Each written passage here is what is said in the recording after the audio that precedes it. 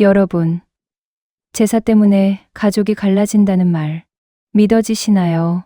밥 한 상, 절 한 번, 잔 한 잔. 그게 뭐가 그리 대수냐고 하실 수 있습니다. 그런데 오늘 이야기는 그 제사 상 앞에서 30년 넘은 가족이 완전히 두 쪽이 난 이야기입니다. 싸운 게 아닙니다. 오해가 있었던 것도 아닙니다. 그냥 오래 쌓인 것들이 제사 상 하나를 계기로 한꺼번에 터졌습니다. 큰 며느리가 상을 엎었습니다. 작은 며느리가 그 자리에서 이혼 선언을 했습니다. 시어머니가 쓰러졌습니다.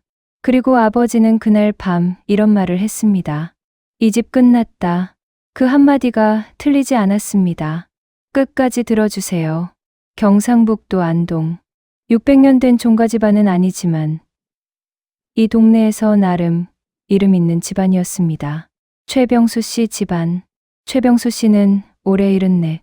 슬하에 아들 둘을 뒀습니다. 큰아들 최준호, 올해 52. 작은아들 최준혁, 올해 48. 두 아들은 모두 결혼해서 따로 살았지만 제삿날만큼은 반드시 본가로 모였습니다. 이 집안에서 제사는 단순한 의례가 아니었습니다. 1년에 4번, 할아버지 기일, 할머니 기일, 큰아버지 기일, 증조부 기일. 그때마다 두 며느리가 본가로 내려와 3일 전부터 준비를 했습니다. 큰 며느리 박미숙 씨, 올해 50. 결혼 28년 차. 작은 며느리 이지연 씨, 올해 45. 결혼 20년 차. 두 사람 모두 안동 출신이 아니었습니다. 미숙 씨는 대구, 지연 씨는 서울 출신이었습니다. 처음 이 집에 왔을 때 두 사람 모두 이 집안의 제사 규모에 놀랐습니다. 제사 음식 종류만 23가지. 진설 순서가 따로 있었고 놓는 위치가 틀리면 시어머니한테 지적을 받았습니다. 술잔을 올리는 순서, 절을 하는 방향, 지방을 쓰는 글씨체까지. 이 집 제사에는 규정집이 따로 있는 것 같았습니다. 미숙 씨는 28년 동안 그 규정을 외웠습니다. 처음엔 메모를 했습니다. 나중엔 몸이 기억했습니다. 새벽 2시에 일어나 전을 부치는 것도, 3일 동안 허리가 끊어질 것 같아도 아무 소리 하지 않는 것도, 그게 이 집 며느리의 도리라고 생각했습니다. 아니, 정확히는 그렇게 참아야 이 집에서 살아남을 수 있다고 생각했습니다. 지연 씨는 달랐습니다. 처음부터 이 집 제사가 이해가 안 됐습니다.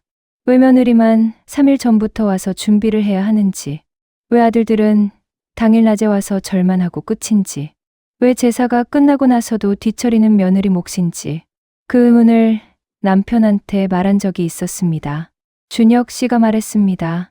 원래 그런 거야. 우리 집은 원래 이래. 지연 씨는 그 말을 들으면서 이 결혼이 어떻게 될지 어렴풋이 알았습니다.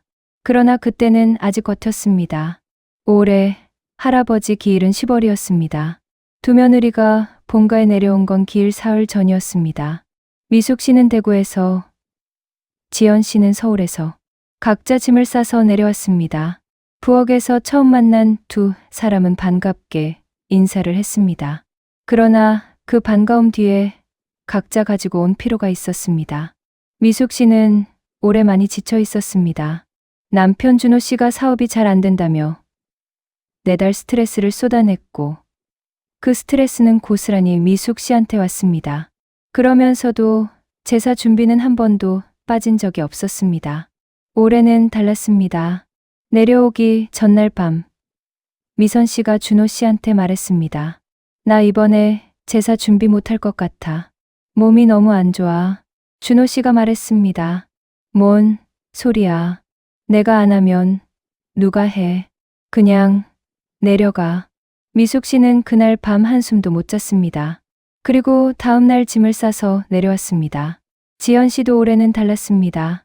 결혼 20년 차에 처음으로 진지하게 이혼을 생각하고 있었습니다. 준혁 씨와의 관계가 이미 오래전부터 삐걱거렸습니다. 대화가 없었습니다. 같은 집에 살면서 서로를 투명인간 취급하는 날이 많았습니다. 그런데 이번 제사 준비 공지가 왔을 때 지연 씨가 처음으로 거절을 했습니다.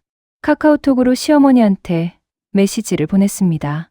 어머니, 이번엔 참석이 어려울 것 같습니다. 시어머니가 전화를 했습니다. 무슨 소리야? 며느리가 제사에 빠져? 그게 말이 돼? 지연 씨는 전화를 끊고 나서 결국 짐을 쌌습니다.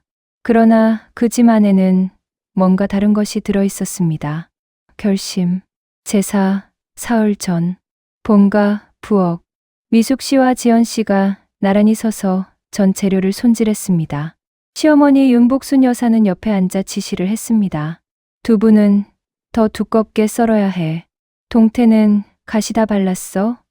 산적은 크기 맞춰야 해. 두 며느리는 말없이 움직였습니다.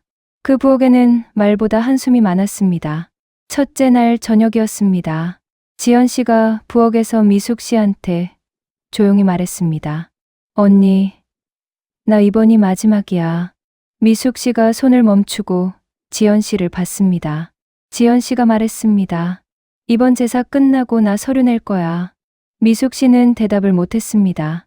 뭐라고 해야 할지 몰라서가 아니었습니다. 지연 씨의 눈빛이 흔들리지 않았기 때문이었습니다. 이미 결심이 끝난 눈이었습니다. 둘째 날 오전이었습니다. 시어머니가 미숙 씨한테 말했습니다. 올해 제사상 진설은 내가 다 해. 지연이는 믿을 수가 없어. 미숙 씨가 물었습니다. 왜요, 어머니? 시어머니가 말했습니다. 저번에 자리 틀리게 놨잖아.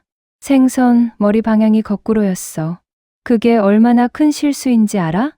지연 씨는 그 말을 부엌 안에서 다 들었습니다. 생선 머리 방향. 지연 씨는 그 말을 들으면서 처음으로 웃음이 나왔습니다. 슬픔도 분노도 아닌 웃음. 20년 동안 내가 이 집에서 틀렸다고 지적받은 것들이 결국 생선 머리 방향 수준이었구나 싶은 웃음이었습니다. 그날 밤이었습니다. 두 며느리는 같은 방에 누웠습니다. 불을 끄고 나서 미숙 씨가 말했습니다. 지연아, 너 정말 할 거야? 지연 씨가 말했습니다. 언니는 안 하고 싶어? 침묵이 흘렀습니다. 미숙 씨가 천장을 보면서 말했습니다. 나도 모르겠어. 근데 나는 겁이 나. 지연 씨가 말했습니다. 나도 겁나. 근데 더 겁나는 건 이대로 계속 사는 거야. 그 밤 두 여자는 오래 이야기했습니다. 28년의 이야기와 20년의 이야기가 섞였습니다. 어두운 방 안에서 두 사람이 이불을 나누고 누워서 그간 누구한테도 못했던 말들을 꺼냈습니다. 억울한 것들, 참아온 것들, 혼자 삼킨 밤들, 새벽 2시가 넘도록 이야기는 끝나지 않았습니다. 그 방에서 나눈 이야기가 다음날 어떤 불씨가 될지는 그 밤엔 아무도 몰랐습니다. 제삿날 당일이었습니다. 오후부터 남자들이 들어오기 시작했습니다. 준호 씨는 낮 12시에 왔고 준혁 씨는 오후 2시에 왔습니다. 두 사람 모두 들어오자마자 소파에 앉아 핸드폰을 봤습니다. 부엌에서 두 며느리가 마지막 음식을 올리는 동안 오후 3시였습니다. 미숙 씨가 부엌에서 탕을 옮기다가 등이 끊어질 것 같아서 잠깐 허리를 폈습니다. 그때 시어머니가 말했습니다. 미숙아, 빨리 해. 시간 맞춰야지. 미숙 씨가 말했습니다. 네, 어머니, 잠깐만요. 시어머니가 말했습니다. 잠깐만이 어딨어. 제사가 언제 시작인지 알잖아. 그 순간이었습니다. 미숙 씨가 탕 냄비를 내려놨습니다. 조용히 내려놨습니다. 그리고 말했습니다. 어머니, 저 허리가 너무 아파요. 잠깐만 쉬면 안 될까요? 시어머니가 말했습니다. 허리 아픈 거 누가 몰라. 제사 끝나고 쉬어. 미숙 씨가 고개를 들었습니다. 그리고 거실에 앉아있는 남편 준호 씨를 바라봤습니다. 준호 씨는 핸드폰을 보고 있었습니다. 28년이 그 순간 미숙 씨 눈앞을 지나갔습니다. 새벽 2시에 혼자 전을 부치던 첫 해, 허리가 끊어져도 아무 소리 못하던 날들, 제사가 끝나고 혼자 설거지하면서 울던 밤들, 그리고 지금 이 순간 아무것도 모른 채 핸드폰을 보고 있는 남편. 미숙 씨가 제사상 앞으로 걸어갔습니다. 그리고 상 위에 올려진 음식을 바라봤습니다. 23가지, 3일 동안 만든 것들. 그 상을 보면서 미숙 씨는 이상하게 아무 감정이 없었습니다.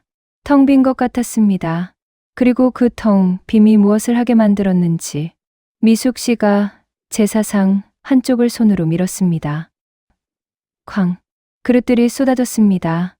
전이 바닥에 떨어졌습니다. 탕이 엎어졌습니다. 술잔이 굴러갔습니다. 집안이 순간 정지됐습니다. 시어머니가 소리를 질렀습니다. 이게 뭐야? 미쳤어? 미숙 씨는 대답하지 않았습니다. 그냥 서 있었습니다. 그 다음에 일어난 일은 아무도 예상하지 못했습니다. 지연 씨가 걸어 나왔습니다. 그리고 조용하지만 모두 들릴 만한 목소리로 말했습니다. 저 이혼할 거예요. 준혁 씨가 지연 씨를 바라봤습니다. 지연 씨가 말했습니다. 오늘 이 자리에서 말하려고 했어. 20년 됐어. 충분히 했어. 준혁 씨가 말했습니다. 지금 여기서 그 소리를 해? 지연 씨가 말했습니다. 여기가 아니면 어디서 해? 우리 집에서는 당신이 말을 안 들으니까. 그 순간 시어머니 윤복순 여사가 가슴을 잡았습니다. 쓰러지셨습니다. 아버지 최병수 씨가 어머니를 붙잡으며 소리쳤습니다. 여보, 여보. 119가 왔습니다. 구급대원들이 집 안으로 들어왔습니다. 엎어진 제사상, 바닥에 떨어진 음식들, 쓰러진 시어머니, 굳어있는 두 며느리, 말문이 막힌 두 아들. 그 장면을 본 최병수 씨가 아들들을 바라보며 말했습니다. 이 집 끝났다. 시어머니는 병원에서 과호흡과 경미한 심장 부정맥 진단을 받았습니다. 큰 이상은 없었지만 입원을 권유받았습니다. 그날 밤 병원 복도에 가족이 모였습니다. 미숙 씨, 지연 씨, 준호 씨, 준혁 씨, 최병수 씨. 아무도 말을 하지 않았습니다. 최병수 씨가 먼저 말했습니다. 오늘 일은 내일 이야기하자. 아무도 대답하지 않았습니다. 준호 씨가 미숙 씨를 바라봤습니다. 미숙 씨는 준호 씨를 보지 않았습니다. 준혁 씨가 지연 씨한테 말했습니다. 들어가자. 지연 씨가 말했습니다. 나 오늘 서울 올라갈 거야. 준혁 씨가 말했습니다. 지금 어머니가 병원에 계신데? 지연 씨가 말했습니다. 어머니 걱정은 당신이 해. 지연 씨는 그날 밤 혼자 서울행 버스를 탔습니다. 버스 안에서 핸드폰을 꺼내 들었다가 도로 넣었습니다. 할 말도 없었고 들을 사람도 없었습니다. 창밖을 보면서 지연 씨는 이상하게 눈물이 나지 않았습니다. 20년치 눈물을 이미 다 써버린 것 같았습니다. 미숙 씨는 본가에 남았습니다. 아이러니했습니다. 상을 엎은 사람이 남고 이혼을 선언한 사람이 떠났습니다. 미숙 씨는 병원에서 시어머니 옆을 지켰습니다. 시어머니가 잠든 뒤 병실 의자에 앉아서 미숙 씨는 오래 생각했습니다. 내가 왜 여기 있는 거지? 상을 엎은 사람이 왜 아직 이 집 며느리를 하고 있는 거지? 그 답을 찾지 못한 채 날이 밝았습니다. 준호 씨가 새벽에 병실로 들어왔습니다. 미숙 씨 옆에 앉으면서 말했습니다. 왜 그런 거야? 미숙 씨가 말했습니다. 몰라서 물어봐. 준호 씨가 말을 못했습니다. 미숙 씨가 말했습니다. 28년 동안 나한테 허리 괜찮냐고 물어본 적 있어? 준호 씨가 고개를 숙였습니다. 미숙 씨가 말했습니다. 그게 다야. 사건이 있고 나서 일주일이 지났습니다. 가족 단톡방은 완전히 조용해졌습니다. 준혁 씨가 지연 씨한테 전화를 했지만 지연 씨는 받지 않았습니다. 최병수 씨가 큰아들 준호 씨한테 전화해서 말했습니다. 이거 어떻게 할 거야? 가족이 이래도 돼? 준호 씨가 말했습니다. 아버지, 저도 모르겠어요. 그로부터 이틀 뒤였습니다. 미숙 씨한테 지연 씨에게서 카카오톡이 왔습니다. 언니, 나 변호사 만났어. 미숙 씨가 전화를 했습니다. 지연 씨가 받았습니다. 두 사람은 1시간 동안 통화했습니다. 그 통화에서 지연 씨가 말했습니다. 언니, 나는 이 집 제사가 싫었던 게 아니야. 제사 자체가 싫었던 게 아니라고. 미숙 씨가 물었습니다. 그럼 뭐가 싫었어? 지연 씨가 말했습니다. 왜 나는 항상 준비하는 사람이고 준혁이는 항상 받는 사람이냐는 거야. 20년 동안 제사뿐만 아니라 모든 게 다 그랬어. 그 말이 미숙 씨를 오래 멈추게 했습니다. 준비하는 사람과 받는 사람. 28년 동안 미숙 씨도 그랬습니다.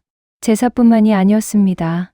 아이들 챙기는 것, 집안 대소사 챙기는 것, 시부모 생신 챙기는 것. 전부 준비하는 사람은 미숙 씨였고 받는 사람은 준호 씨였습니다.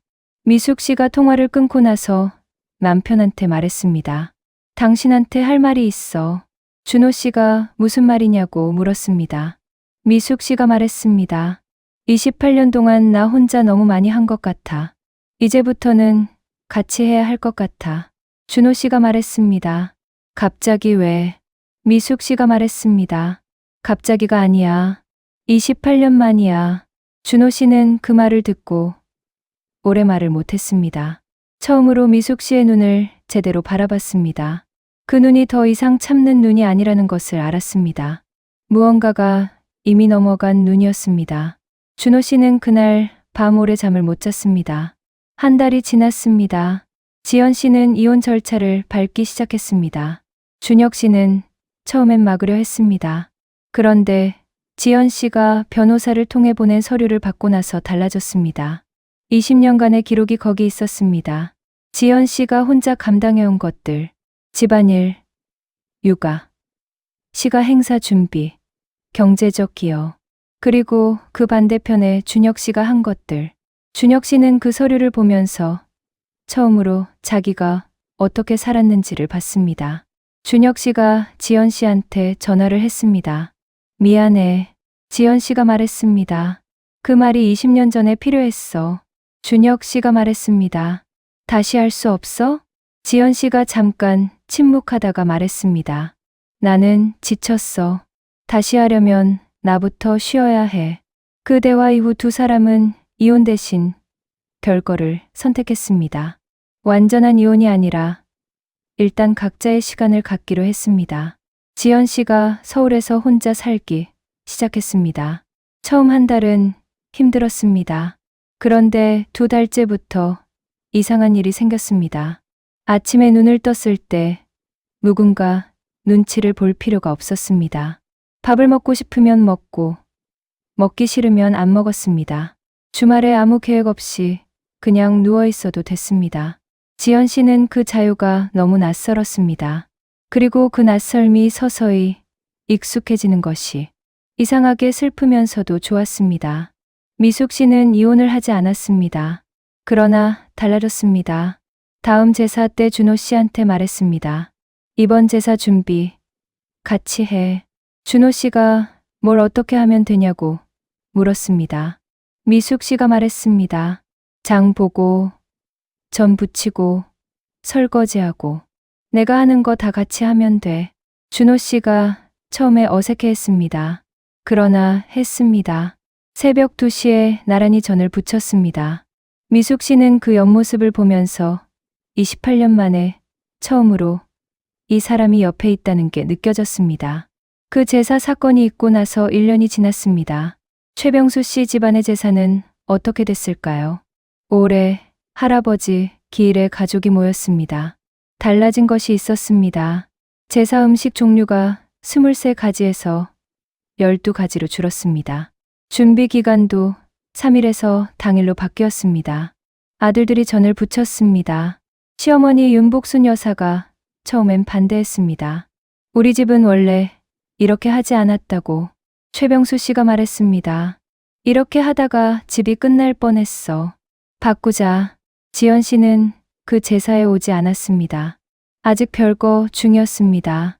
그러나 준혁 씨한테 카카오톡을 보냈습니다. 제사 잘 치러. 준혁 씨가 답장을 보냈습니다. 고마워. 2글자였습니다. 그러나 1년 전보다 무게가 달랐습니다. 미숙 씨는 올해 제사 준비를 처음으로 즐겁게 했습니다. 즐겁다기보다 가볍다는 표현이 맞을 것 같았습니다. 혼자 하지 않아도 됐기 때문이었습니다. 준호 씨가 옆에서 어설프게 전을 부치는 걸 보면서 위숙 씨가 웃었습니다. 뒤집는 타이밍이 틀렸다고 말해줬습니다. 준호 씨가 그래? 하면서 다시 뒤집었습니다. 28년 만에 처음으로 제사 준비가 혼자가 아니었습니다. 최병수 씨한테 마지막으로 물었습니다. 그날 이 집 끝났다고 하셨는데 지금도 그렇게 생각하시냐고. 최병수 씨가 잠깐 생각하다가 말했습니다. 끝났죠. 예전 집은. 그런데 새로 시작하는 것 같기도 해요. 제사는 조상을 기리는 의례입니다. 그런데 그 의례가 살아있는 사람을 갈아먹고 있다면 그건 의례가 아닙니다. 관습이라는 이름을 한 착취입니다. 가족이 갈라지는 건 제사 때문이 아닙니다. 제사상 앞에서 누군가는 죽도록 준비하고 누군가는 와서 절만하는 그 구조 때문입니다. 지금 이 영상을 보시는 분 중에 제사 앞에서 혼자 새벽을 지새운 분이 계신다면 당신이 이상한 게 아닙니다. 그 피로가 당연한 게 아닙니다. 오늘 이 이야기가 닿았다면 지금 제사 준비 혼자 하고 계신 분한테 이 영상 하나만 보내주세요. 당신만 그런 게 아니라고. 다음 이야기도 기다려주세요.